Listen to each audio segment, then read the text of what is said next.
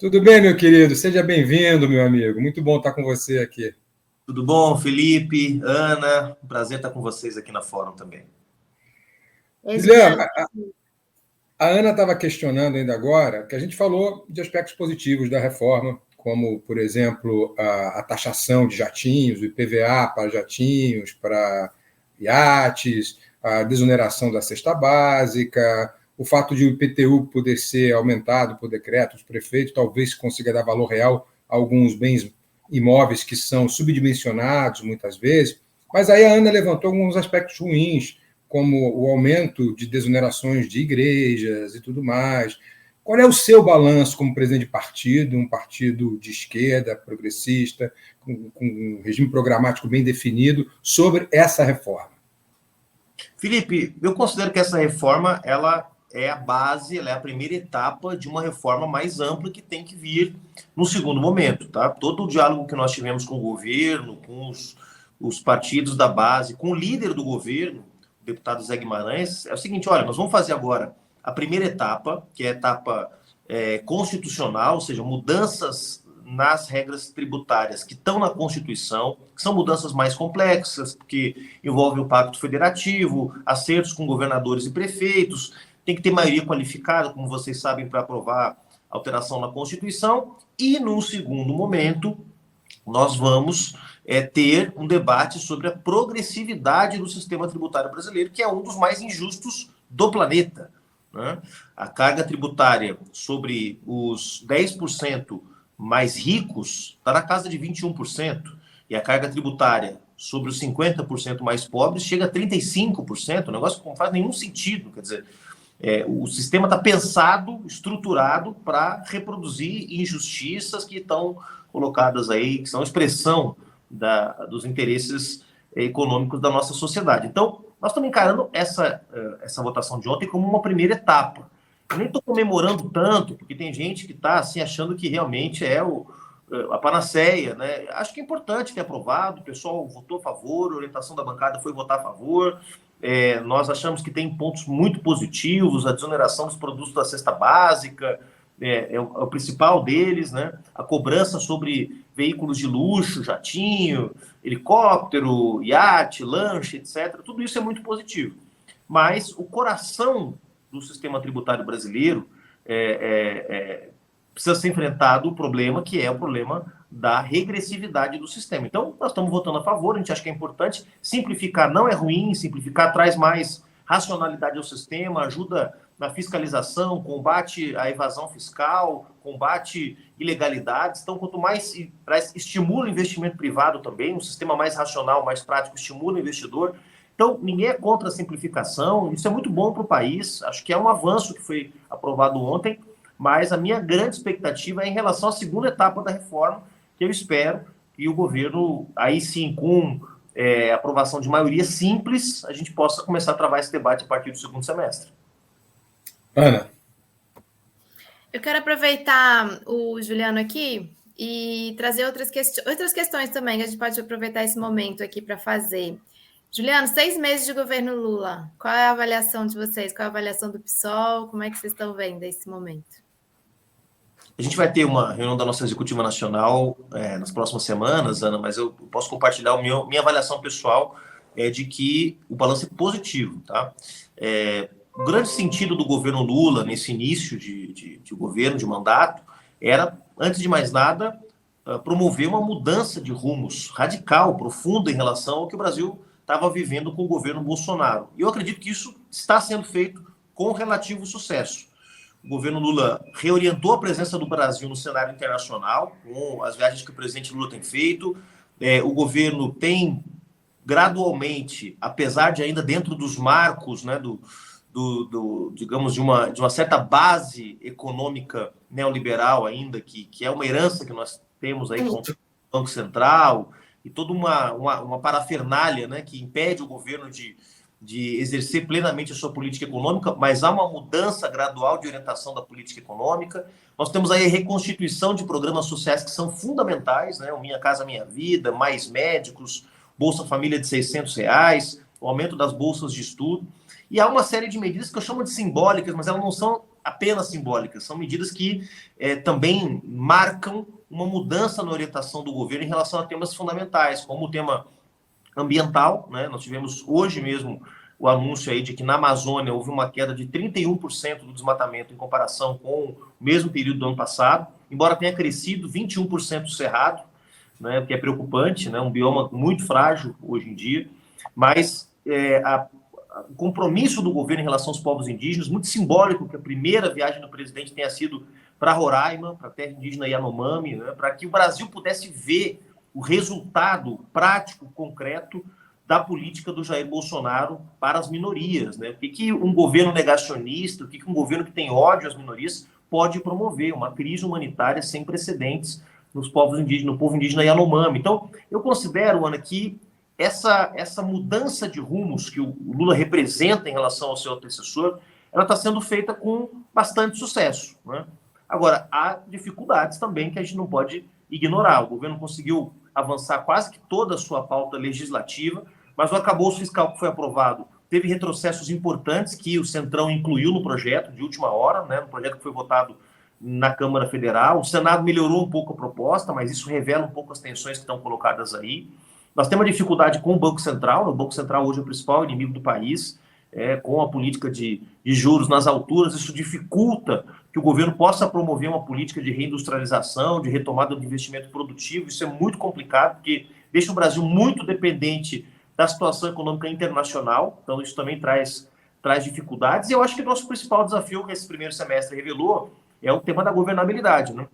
A gente não tem uma base de apoio ainda sólida na Câmara e no Senado, e, em particular, na Câmara, nós temos que lidar com um novo padrão de relação com a Câmara muito diferente daquele que o Lula estabeleceu nos seus governos, né, onde ele aproveitava as divisões que havia entre os partidos de direita para garantir governabilidade. Agora, os partidos de direita passaram 4 anos com o Bolsonaro, aproveitando o orçamento secreto para eles mesmos incidirem diretamente sobre a aplicação do orçamento do Estado brasileiro, e eles querem manter isso, né? O problema é que se a gente mantém esse padrão de gestão compartilhada do orçamento, o programa do Lula não vai ser implementado, e isso vai gerar frustração, e a frustração é a mãe da volta do bolsonarismo em 2026, e também não dá para a gente simplesmente achar que brigar com Lira dia e noite vai resolver tudo, também não é assim que funciona, né?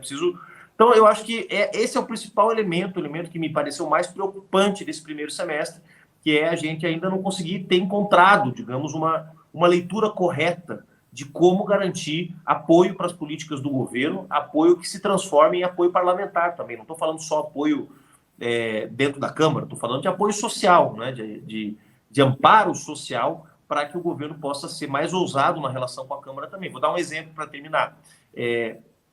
O embate do Lula com o Campos Neto no Banco Central, vocês viram as pesquisas, 88% das pessoas dizem que o Lula está certo, que o governo está correto. Então, o Lula tem que usar essa capacidade também de coesão social que ele consegue criar em torno de algumas agendas para também, neste caso, em alguns casos específicos, também jogar essa pressão para cima do Arthur Lira, né?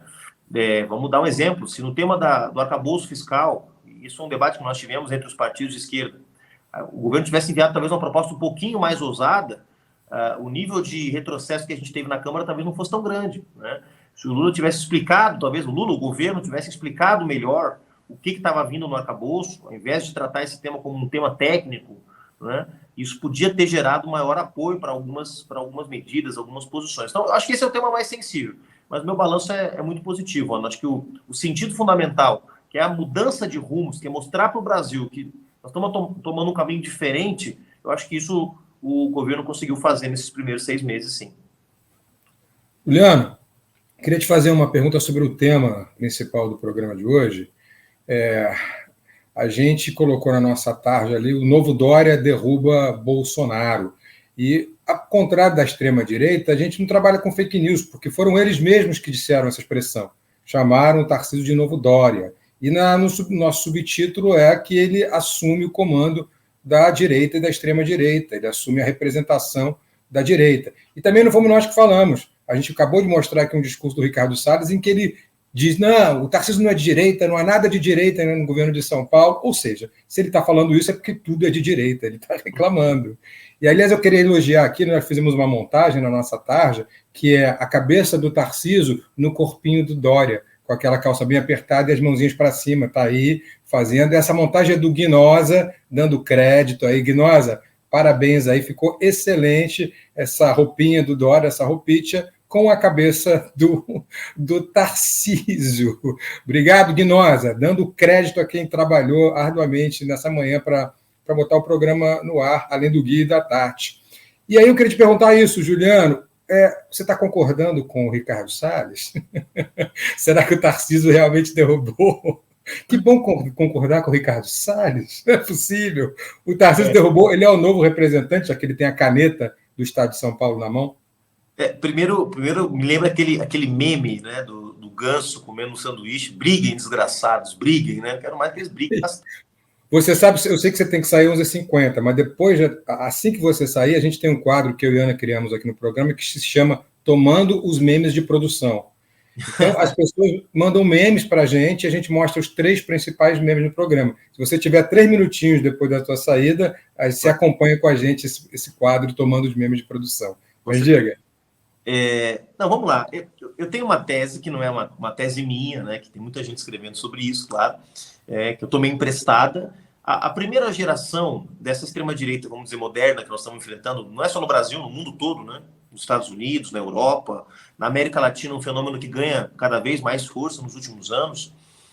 A primeira geração é sempre uma geração meio tosca, porque, digamos assim, ela se conecta com insatisfações muito primárias das pessoas, né? Aquilo que está na epiderme, né? Então, o descontentamento com os políticos, segurança pública, eventualmente, no caso da Europa, o problema da migração, né? A ameaça que muitas pessoas veem na migração como um meio para perder empregos, direitos, etc. Então, a primeira geração sempre meio tosca, porque ela se conecta com esses sentimentos mais primários. No caso do Bolsonaro, foi a questão da corrupção, da violência, crise do sistema político. A segunda geração, ela sempre é uma geração um pouquinho mais sofisticada, né? Marine Le Pen. Marine Le Pen é o exemplo principal. Poderíamos usar o exemplo da Giorgia Meloni, também na Itália, né, que já é mais sofisticado. O sistema de poder que ela montou é mais sofisticado do que do Salvini, por exemplo, né, anteriormente. Então, isso é algo que a gente tem que ficar atento, porque eles estão disputando poder, eles não estão só disputando... A ideia de que é uma guerra cultural, veja, a guerra cultural ela é um meio, ela não é um fim. É um meio para a tomada do poder. Então, é óbvio que se eles tiverem que ajustar, Keiko Fujimori em relação ao seu pai, o Fujimori, nós estamos vendo, por exemplo, no caso do Chile, a principal oposição ao Gabriel Boric, que é o Kast, né, José Antônio Kast, não é exatamente um bolsonarista tosco, é um cara, né, que um pouco mais... Mesmo o sujeito, que eu não lembro o nome agora, acho que Hernandes, que foi para o segundo turno contra o Gustavo Petro na Colômbia, era um sujeito cheio de contradições, não era? Era um sujeito de direita, conservador, mas que defendia... como era, Ana? Rolando Hernandes. Rolando Hernandes, exatamente. Defendia umas coisas ali meio progressistas. Então, eu acho que isso nós temos que ficar atentos, tá? Quer dizer, não quer dizer que o bolsonarismo deixa de ser um nosso principal inimigo. O bolsonarismo segue vivo na sociedade, tem 25% em qualquer pesquisa que se faça, né, de apoio. Então, realmente, hoje, o bolsonarismo é a força hegemônica da direita brasileira, né? Então, a extrema-direita tornou-se força hegemônica dentro da direita brasileira, substituindo o bloco demotucano, que durante 2 décadas, quase 3, foi a força hegemônica da direita brasileira. Hoje é o bolsonarismo, não tenho dúvida em relação a isso. A questão é que o bolsonarismo também vai sofrer processos de mutação, né? Já que nós estamos aí saindo de uma pandemia, o bolsonarismo também vai sofrer mutações adaptativas. E eu acho que o Zema e o Tarcísio são mutações adaptativas do bolsonarismo. Então, vai ser um bolsonarismo de segunda geração, portanto, mais perigoso, mais adaptado ao corpo social, né? Mais adaptado ao Estado. E isso é muito perigoso. Então, nós temos que ficar atentos, né? Alguém me perguntou, outro dia, um amigo de outro país, se não era conveniente a gente manter o Bolsonaro elegível, porque enquanto o Bolsonaro ficava elegível, a gente tinha um inimigo que era mais tosco, mais...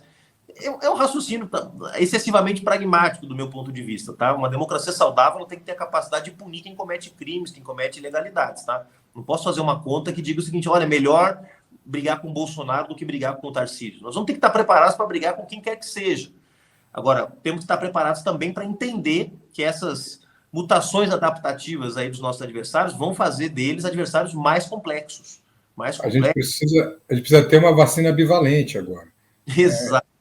A vacina tem que ser... E é por isso que a gente aqui fala tanto em linguagem, por isso que a gente prioriza os memes, por isso que a gente criou o quadro Tomando Memes de Produção. A gente acha que a linguagem passa pela linguagem, isso, né, Juliano? Com certeza, Felipe. A gente, claro, no caso do Bolsonaro, eu acho que a pandemia ela foi um turning point, uma virada ali, onde a gente realmente passou um ano e pouco nas cordas, um ano e pouco que o debate público estava sequestrado pelo Bolsonaro. A gente só respondia as coisas que ele pautava, né? E a pandemia, como ele se posicionou muito mal na pandemia, a gente conseguiu, a partir da pandemia, reequilibrar esse jogo, né? E virar o jogo, digamos, com a vitória do presidente Lula. Agora, é um fenômeno que veio para ficar, gente. Quer dizer, o centro político está em crise no mundo todo. A velha direita, para chamar pelo nome correto, tá? Está em crise no mundo todo. Não em crise, porque, veja que o Centrão tem muita força no Brasil, mas o Centrão não consegue disputar um projeto na sociedade, né? Porque é um consórcio de interesses fragmentados, né? Agora, a centro-esquerda e a centro-direita estão em crise no mundo todo. Estão vivendo um contexto de polarização. Agora, não quer dizer que a polarização vai ser sempre feita por gente tosca. Às vezes a polarização vai ser ocupada por um sujeito capaz de se conectar com o mal-estar, com o ódio, com a insatisfação, sem ser tosco. Né? Isso... Palatável. Para uma mídia também que está carente dessa figura, ele sabe, está flertando com isso aí também, né? Exatamente. Quer dizer, a grande aposta, o sonho de consumo da mídia monopolista era o João Dória, mesmo que ele tivesse se viabilizado. Mas o Dória não entendeu como a política funcionava e foi ficando para trás, né? Eu acho, sim, que nós temos que ficar de olho nesses dois atores que todo mundo está mencionando, no Zema e no Tarcísio, sem deixar de prestar atenção no próprio Bolsonaro, em outros atores que, no seu momento, foram aliados de primeira hora do bolsonarismo, como o Ronaldo Caiado em Goiás, mesmo o Eduardo Leite, que é visto por muitos como uma figura boazinha, de centro-direita, mas que votou convictamente no Bolsonaro, inclusive numa entrevista do Roda Viva afirmou que votaria de novo, né? Então nós estamos assim, se for olhar o quadro dos governadores e senadores, a situação ela continua sendo uma situação complexa para a esquerda. Nós vamos ter que ter muita inteligência para ler esses próximos movimentos aí. Ô, Juliano, eu sei que faltam 2 minutinhos para você sair, mas você consegue ficar aí com a gente e acompanhar o quadro, tomando os memes de produção e fazer um comentário rápido? Com prazer. A gente vai ter em breve uma vinheta, né, Gui? A gente ainda não tem uma vinheta, mas vamos ter em breve. Então vamos botar os 3 memes de produção no quadro Tomando os Memes de Produção. O primeiro foi enviado pelo próprio Janones. Janones mandou para a gente um simples meme. Esta trollagem não precisa nem de legenda.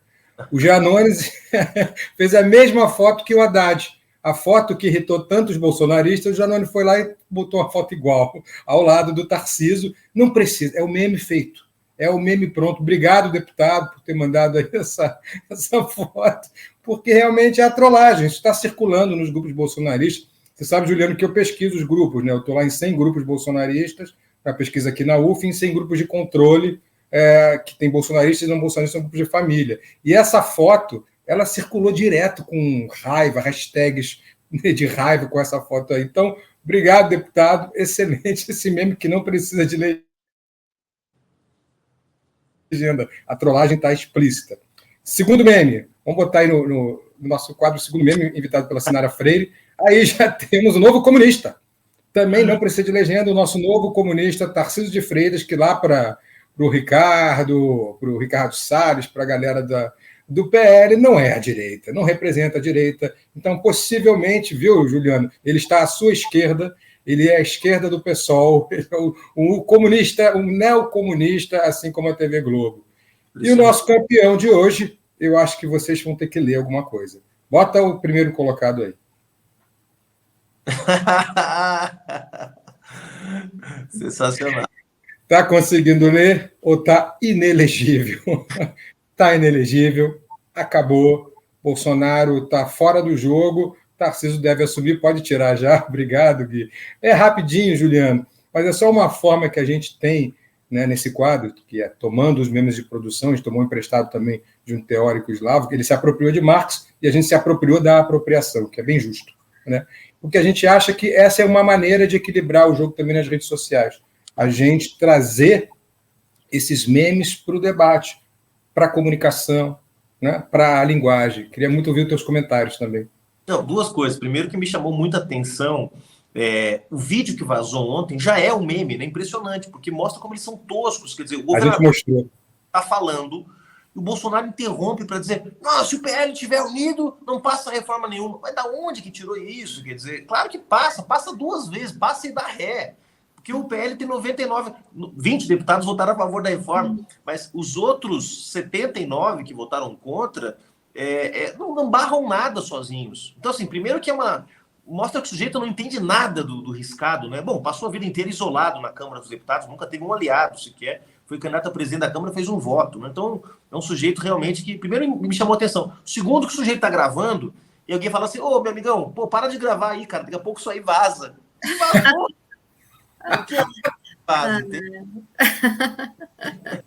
O próprio vídeo, o cara tá gravando o final do vídeo, não sei se vocês viram até o final. O sujeito falou: baixa aí o celular, que daqui a pouco vai vazar esse vídeo aí.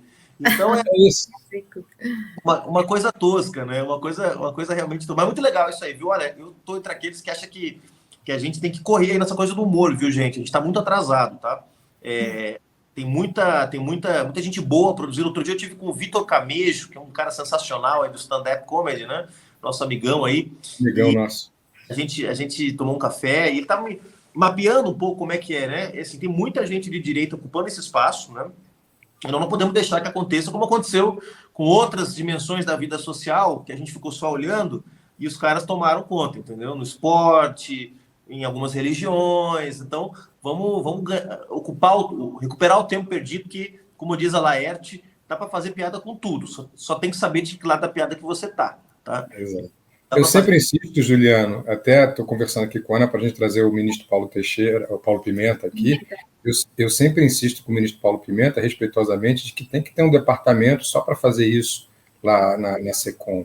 E a gente até mostrou aqui o comercial que eles fizeram do Desenrola, depois como uma resposta ao Carlos Alberto Nóbrega, que falou mal do Lula, de não ter diploma, e de botar lá: você tem um nome sujo na praça, então o programa Desenrola. É um meme e é uma propaganda. Excelente comunicação, né? O Paulo Pimenta marcou um golaço ali. Fiquei muito feliz em ver aquilo. Mas eu estou entre os que sempre insistem com ele de ter um departamento para fazer isso. Talvez ele pudesse contratar, inclusive, o Camejo, nosso amigo Camejo, que realmente tem muito talento e está mapeando essa área. E usar um pouco dessa expertise aqui na universidade, a gente está tentando mapear de como esses grupos se comportam e como eles formam essa linguagem e produzem fake news. É isso. Juliano Medeiros, presidente do PSOL, nosso amigo, muito obrigado mesmo pela sua participação aqui no programa de hoje. Obrigado, Felipe. Obrigado, Ana. Prazer estar com vocês. Até a próxima. Tchau. Obrigada, Juliano. Tchau, até a próxima. Beijo.